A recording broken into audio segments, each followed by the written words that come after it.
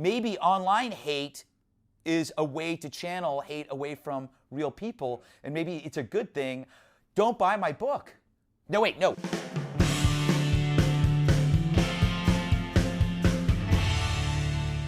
Hi, I'm Nick Gillespie with Reason TV, and today we're talking with Greg Gutfeld, the host of Fox News' Red Eye with Greg Gutfeld, a co-host of The Five, also on Fox News, and the author of his new book, The Joy of Hate, How to Triumph Over Whiners in the Age of Phony Outrage. Thank you. Your book concerns itself with something you call the tolerati. Who are the tolerati? The tolerati is a group of toleratics.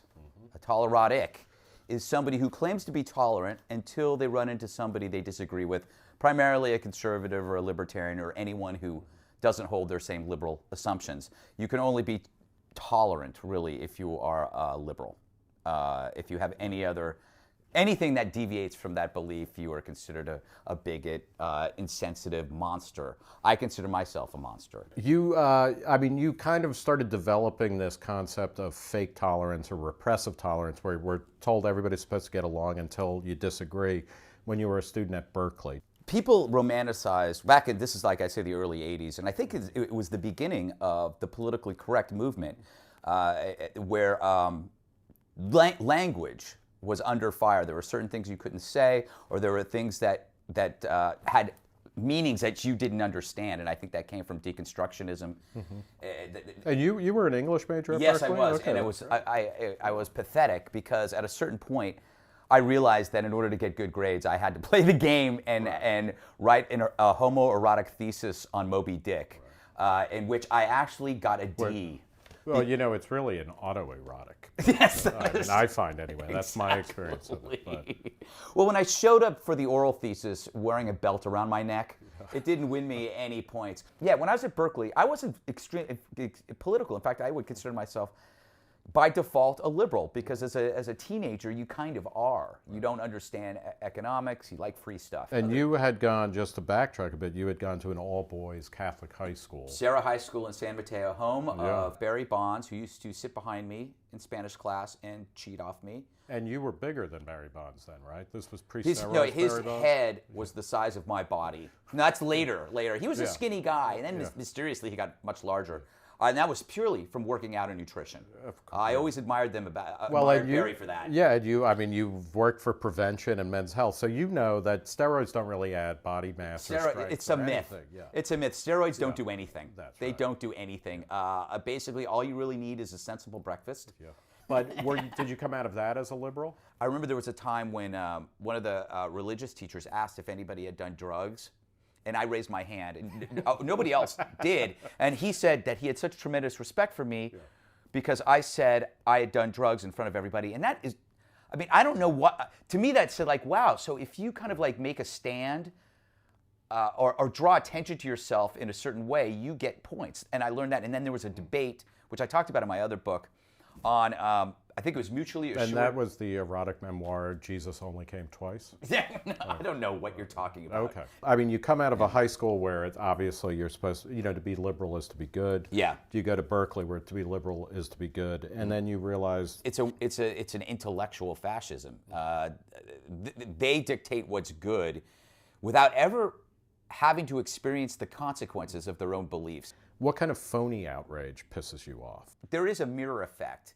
And it's somebody will hear Bill Maher say something, oh my God, he must be fired. And then there'll be a conservative, on much rarer occasions, a conservative will say something, oh, he's just kidding. Yeah. And my feeling is they're all just kidding. You can make fun of, you can do piss Christ, but you can't do piss Muhammad or piss Allah. The media will always give a pass to liberal humor or liberal ridicule or liberal mockery because they are liberal.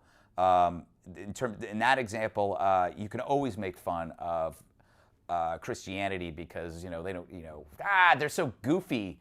That's the stereotype is that traditional religious people are goofy and square. Maybe they are, but goofy and square doesn't hurt anybody. Ultimately, the dividing line here isn't even liberal versus conservative, but it's cool versus uncool. Everybody wants to be cool. And then you talk about how, for instance, yourself, like, I mean, that's an incredibly limiting way to talk about things. So you like the punk band, the Melvins, and you like Alan West, the former representative who's known for torturing people and being proud of it. Yes. Right? Yes. And why, I mean, talk a bit about why are you so odd that, you know, that people can't conceptualize the idea that you would be into punk music and then have worked for the American Spectator? I guess it's just because those circles seem to be so separate. But there is an overlap. I mean, there are people like Gavin McInnes, who you've met, who created Vice, and it was in a punk band. And he's a conservative. You've got people, you know, you got like Joe Escalante of the Vandals. Right. But then you talk about Maureen Tucker, Mo Tucker from the Velvet Underground, which you rightly talk about as the coolest band ever. Mm-hmm. Everybody's ripping them off. And then when she emerged recently as a supporter of the Tea Party, people were like, oh my God. It's like, oh, what's wrong with them? So basically, she is in the coolest subset of cool, and she rebels within that. She's not just in a rebellious band. She's in one of the greatest rebellious bands in a universe of subversive bands, and she herself is rebelling against that. She is the atom. She's the pure cool. And you have all these idiots on blogs going, oh my God, this person, oh God help her. It's like, shut up. I'm furious about the way we're being led towards socialism. I'm furious about the incredible waste of money when things that we really need and are important get dropped because there's no money left. And now I have to rethink my love of the Velvet Underground. Yes, right? I can never listen to it again. Meanwhile, I spend my life listening to music by people I disagree with, and I don't care. I mean, I was obsessed with The Clash. Obsessed with them to a point of it was hero worship from I guess 77 to when they broke up. Terry Chimes. Yes. Come on. I interviewed Joe Strummer and I got drunk with Mick Jones. I love these people. And Joe Strummer, though, a faker because he's a diplomat's son. He grew up in posh, so. Yeah. But in any case, so you grew up with these people, and why is it so hard for people to conceptualize that? Because they're stupid. They're stupid, and I generally when you run into there are musicians that I know who are liberal, and I get along great with them because they're smart. They go like politics is almost to them like sports. To bring it back to the joy of hate, you enjoy hating people. You kind of live on it, like the other way people live on Twix bars. Yes, or, hate is my love. So, what do you want people to take away from the joy of hate? The joy of hate explains the physiological response and reaction you get from hating something. I do believe it's a surge, and when you're online and when you're reading comments on a blog that you wrote, you can actually feel that adrenaline stuff, and then you turn it around on Twitter or wherever, and you get it. It's a nice rush. It is physically like fighting. That's the joy of hate. People like that feeling. My feeling is you have to resist that kind of hate.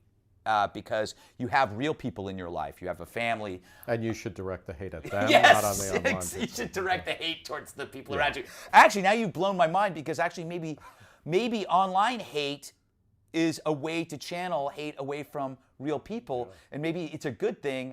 Don't buy my book. No, wait, no. Okay, the joy of hate is you don't have to love everybody or everything. In fact, if you love everybody and everything, then your love is meaningless. There is no love in a relativistic world. You have to have. So you are finally coming out against Jesus Christ?